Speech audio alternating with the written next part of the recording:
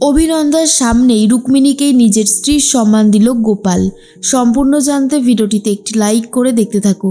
গল্পের শুরুতেই দেখা যায় যখনই রুক্মিণীকে নিয়ে ফিরে এসেছে লন্ডন থেকে কলকাতায়, তখন থেকে রায়ানও সাথে আছে পারুলের, যাতে রুক্মিণী নিজের ভালোবাসাকে ফিরে পায়। এর মধ্যেই যে গাড়িতে করে ওরা যাচ্ছিল গোপালের বিয়েটা আটকাবে বলে, সেই গাড়িটা মাঝ রাস্তায় খারাপ হয়ে যায়।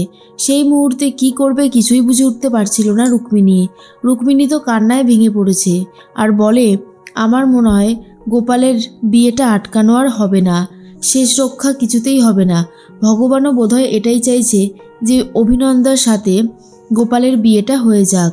তখনই পারুল বলে, আরে কি বলছো কি রুকু দিদি, তুমি এই বিপদের সময় মাথা ঠান্ডা রাখো, একদম উল্টোপাল্টা কথা বলবে না। সুদূর লন্ডন থেকে তোমাকে এখানে নিয়ে এসেছি, আর এখান থেকে দাদার বিয়েটা ভাঙতে পারবো না আমরা? সেটা কখনো হতে পারে? দেখোই না, শেষ পর্যন্ত আমরা ঠিকই দাদার বিয়েটা ভেঙে দেব, যেভাবেই হোক না কেন। সামনেই একটা অন্য গাড়ি ছিল। আর তখনই পারুল বলে, আমাদের হাতে আর কোনো উপায় নেই, বাধ্য হয়ে এখন এই গাড়িটাই আমাদেরকে চুরি করতে হবে। রায়ান বলে, কি বলছিস কি পারুল, অন্যের গাড়ি চুরি করলে বুঝতে পারছিস কি কেস দিতে পারে? পারুল তখন বলে, সবটাই বুঝতে পারছি, কিন্তু এই মুহূর্তে দাঁড়িয়ে এখন রুকু দিদির সাথে দাদার বিয়েটা বাঁচানোটা খুব দরকার। একবার যদি বিডিও ম্যাডামের সাথে বিয়েটা হয়ে যায়, তখন আর কোনোভাবেই কিছু হবে না। তাই আমি যেটা বলছি সেটা ভালো করে বোঝার চেষ্টা কর রায়ান। মল্লার তখন বলে, আমারও মনে হয় পারুল যেটা বলছে সেটা একদমই ঠিক কথা, কারণ এখন যদি আমরা এই বিয়েটা আটকাতে না পারি, তাহলে কিন্তু সব কিছুই হাতের বাইরে বেরিয়ে যাবে। এর মধ্যেই গোপাল অভিনন্দার দিকে একবারও তাকায় পর্যন্ত না। গোপাল বারবার ভাবতে থাকে, রুক্মিণী, একবার আমাকে অন্তত বলে যেতে যে তুমি আমাকে ডিভোর্স দিতে চাও, আমি কি তোমাকে আটকাতাম? কেন এইভাবে না জানিয়ে চলে গেলে রুক্মিণী? আমার যে একদমই ভালো লাগছে না। এর মধ্যেই পারুল বলে, রায়ান, গাড়িটা কিন্তু আমাদেরকে চুরি করতেই হবে। এরপর রায়ান গাড়িটা চুরি করার ব্যবস্থা করছে, আর গাড়িটায় একটা আলো জ্বলতে থাকে, যেটা দেখে পুলিশরা এগিয়ে আসে। আর পুলিশদেরকে দেখে রায়ান আর পারুল তাড়াতাড়ি করে গাড়িতে উঠে গাড়িটা নিয়ে জোরে জোরে চালাতে থাকে। ঠিক সেই মুহূর্তেই পুলিশ বলেছিলাম না গাড়িটা চুরি করা হচ্ছে। এরপর পুলিশ ফলো করতে থাকে দেখে রায়ান বলে, মনে হচ্ছে পুলিশ ফলো করছে, বুঝতে পেরে গেছে যে এই গাড়িটা আমরা চুরি করছি। তখনই পারুল বলে, এখন আর হাতে কোনো উপায় নেই, পুলিশের ব্যাপারটা পরে বুঝে নেব, কিন্তু আগে রুকু দিদিকে নিয়ে বিয়ের মণ্ডপে পৌঁছতেই হবে, হাতে সময় বড্ড কম, এর মধ্যেই যা করার করতে হবে। তখনই গোপালের সময় চলে এসেছে সিঁদুর পরানোর, কিন্তু গোপাল কি করবে বুঝে উঠতে পারছে না। গোপাল তো একজনকেই ভালোবাসে, আর সেটা হলো রুক্মিণী। এর মধ্যেই পারুলরা যখনই বিয়ের জায়গাতে পৌঁছে গেছে, গাড়িটা রেখে সবে ভেতরে ঢুকতে যাবে, ঠিক তখনই অফিসার এসে বলে, কি ব্যাপারটা কি, আপনারা এই গাড়িটা চুরি করেছেন কেন? জানেন এর শাস্তি ঠিক কী হতে পারে? পোশাক আশাক দেখে তো ভদ্রলোক বলেই মনে হচ্ছে, এত বড় অন্যায় কি করে করতে পারেন? ঠিক সেই মুহূর্তেই পারুল বলে, স্যার, আমরা গাড়িটা চুরি করিনি, ব্যাপার একটা অন্য কিছু হয়েছে। এই যে আমার দিদি রুক্মিণীর সাথে আমার দাদার বিয়েটা ভেঙে দেওয়া হচ্ছে জোর করে, তাই বিয়েটা বাঁচাতেই আমরা ওখান থেকে ছুটে এসেছি। আমাদের গাড়িটা মাঝ রাস্তায় খারাপ হয়ে যায়, তাই বাধ্য হয়ে ওই গাড়িটা নিতে হয়েছিল। স্যার, আমাদের ক্ষমা করে দিন, আমি জানি আমরা অন্যায় করেছি, বিয়েটা হয়ে যাক, তারপরে না হয় আপনি আমাদেরকে অ্যারেস্ট করবেন। তখন কনস্টেবল বলে, বাপরে, এ তো বিশাল ঘোটালা হয়ে রয়েছে। আচ্ছা আচ্ছা ঠিক আছে, আমাদের স্যারও লাভ ম্যারেজ করে বিয়ে করেছে, তাই আমাদের স্যারও জানে ভালোবাসার গুপ্ত ঠিক কতটা। তখনই রায়ান বলে, থ্যাংক ইউ স্যার। এর মধ্যেই পারুল আর মল্লারকে নিয়ে রুক্মিণীকে নিয়ে ভেতরে পৌঁছে গেছে রায়ান।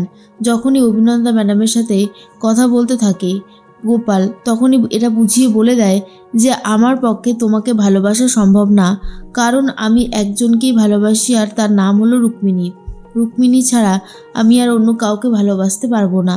তখনই বিডিও ম্যাডাম বলে, ঠিক আছে, সময় যত যাবে আপনি রুক্মিণীকে ভুলে যাবেন, আমি এটা জানি গোপাল, আর আমি তো আছি, রুক্মিণীকে কিছুতেই মনে করতে দেব না। কিন্তু গোপাল তো জানে সে একমাত্র রুক্মিণীকেই ভালোবাসে। এরপর যখনই সিঁদুরটা পরাতে যাবে, তখনই চলে এসেছে রুক্মিণীকে দেখার পর অবাক হয়ে গেছে গোপাল, আর বলে, এ কি, তুমি এখানে রুক্মিণী বলে, গোপাল, আমি লন্ডন থেকে এখানে চলে এসেছি তোমার কাছে, কারণ আমি তোমাকে ভালোবাসি। গোপাল এটা শুনে রীতিমতো অবাক হয়ে যায় আর বলে, থাক, থাক, আর মিথ্যে কথা বলতে হবে না। আর কত মিথ্যে বলবে তুমি? আমার কাছে এত বড় একটা মিথ্যে লুকিয়ে গেলে যে তুমি ডিভোর্স পেপারে সই করে দিয়েছো। তখনই পারুল বুঝতে পারে ডিভোর্স করায় দাদা খুব কষ্ট পেয়েছে, আর সেই কষ্ট থেকেই এই কথাগুলো বলছে, আর কিছুই না। গোপাল বলে, কি হলো রুক্মিণী, চুপ করে আছো কেন, বলো।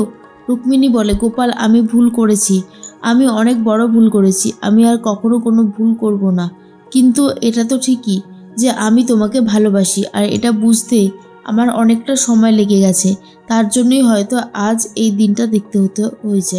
তখনই অভিনন্দা বলে, রুক্মিণী তুমি তো সব ছেড়ে ছুড়ে চলে এসেছিলে, আর আমি যখন জিজ্ঞেস করেছিলাম তোমার আর গোপালের কোনো সম্পর্ক আছে কি না, তখন তুমি বলেছিলে কোনো সম্পর্কই নেই। তাহলে আজকে আমার বিয়েটা ভাঙতে কেন এসেছো? বদলা নিচ্ছ নাকি? তখনই মনে মনে একটা কথাই পারুল ভাবতে থাকে, জানতাম যে এখানে একটা ঝামেলা হবেই হবে।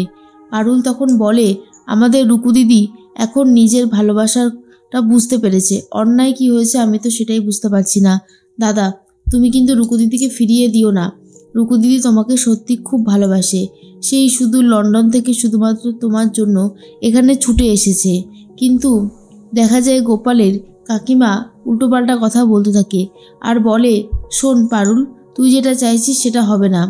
গোপাল এই অভিনন্দা ম্যাডামকেই বিয়ে করবে, অন্য কাউকে নয়। তখনই পারুল বলে, সে তো সময় বলবে, তোমরা যেটা করছো সেটা অন্যায় করছো, আর অন্যায়কে কখনো এই পারুল প্রশ্রয় দেয় না। গোপাল বলে, পারুল আমি নিজেই বুঝতে পারছি না যে আমি কি করব। পারুল তখন বলে, স্বাভাবিক, কিন্তু তুমি একটা কথা মাথায় রেখো যে আমরা সবসময় তোমার সাথে আছি, আর আমাদের রুকু দিদি সে তো কোনো অন্যায় করতেই পারে না, সে একদম ঠিকঠাকভাবেই চলে এসেছে তোমার কাছে। রায়ান তখন বলে, হ্যাঁ গোপালদা, দিদি তোমাকে ভালোবাসার কথা সবার সামনেই স্বীকার করেছে, এখন যদি তুমি দিদির কাছ থেকে মুখ ফিরিয়ে নাও তাহলে সেটা চরমতম অন্যায় করা হবে। আমি কি বলছি বুঝতে পেরেছো তো? গোপাল বুঝতে পারে যে ঠিক কি বলতে চেয়েছে। গোপাল এটা ভাবে যে এখন কি করে রুক্মিণীকে নিজের স্ত্রীর সম্মান দেব। একদিকে রয়েছে অভিনন্দা ম্যাডাম আর একদিকে রয়েছে রুক্মিণী, দুজনের দ্বন্দ্বে পড়ে গেছে গোপাল। কিন্তু রুক্মিণী ক্ষমা চায় আর বলে, আমাকে প্লিজ ক্ষমা করে দিন গোপাল, আমি বুঝতে পারিনি, না বুঝে অনেক ভুল করে ফেলেছি, আর হবে না, এখন থেকে আমি আপনার স্ত্রী, আর আপনি যা বলবেন আমি তাই করব। এটা শোনার পর গোপালের তো খুব ভালোই লাগে, কিন্তু গোপাল ভাবে অভিনন্দা ম্যাডাম কি উত্তর দেবে। অভিনন্দা বলে, যেহেতু তোমাদের দুজনেরই ডিভোর্স হয়ে গেছে, মিউচুয়াল ডিভোর্স, তাই এই বিয়েটায় আর বাধা থাকে না। তখনই অভিনন্দার মাও সেই একই কথাই বলতে থাকে যে আমার মেয়ে কোনোভাবেই লগ্নভ্রষ্ট হবে না, কিন্তু গোপাল একদমই বিয়ে করতে চায় না আর বলে, আমি শুধু রুক্মিণীকেই ভালোবাসি, রুক্মিণী হলো আমার স্ত্রী।